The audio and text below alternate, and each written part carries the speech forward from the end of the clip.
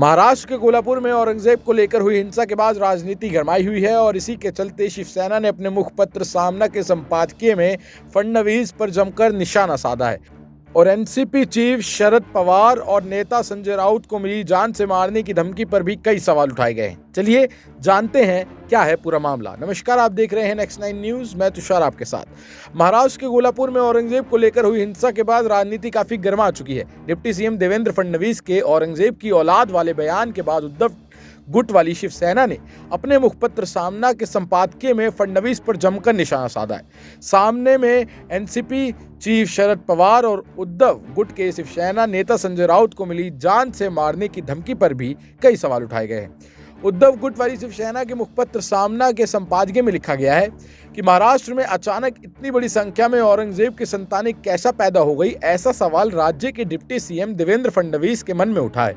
Deputy CM के मन में इस तरह का सवाल उठना खुफिया तंत्र की नाकामी है।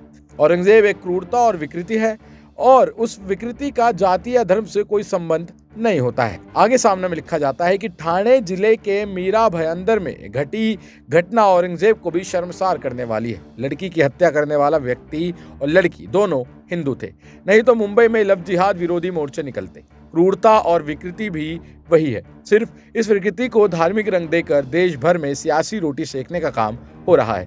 सामना में आगे लिखा गया कि शरद पवार जैसे वरिष्ठ को औरंगजेब कहा गया और फडणवीस इस पर मूक दर्शक बने रहते हैं। महाराष्ट्र की संस्कृति का मुगलीकरण दिन दहाड़े हो रहा है, इसलिए दंगे धमकियां हत्याएं भी हो रही हैं। आगे लिखा गया कि महाराष्ट्र में धर्म के नाम पर दंगों से कोहराम मचा है। कोल्हापुर संगमनेर में औरंगजेब को जिंदा करके कुछ लोगों ने नंगा नाच किया तो फडणवीस ने सवाल उठाया, इतने औरंगजेब अचानक कहां से पैदा हो गए।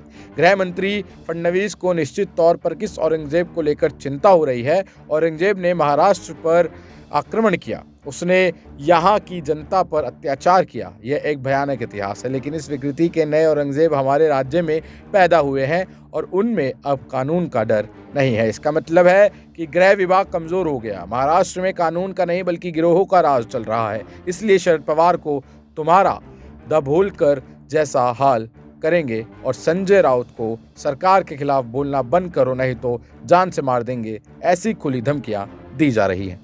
आप देख रहे थे नेक्स्ट 9 न्यूज। धन्यवाद।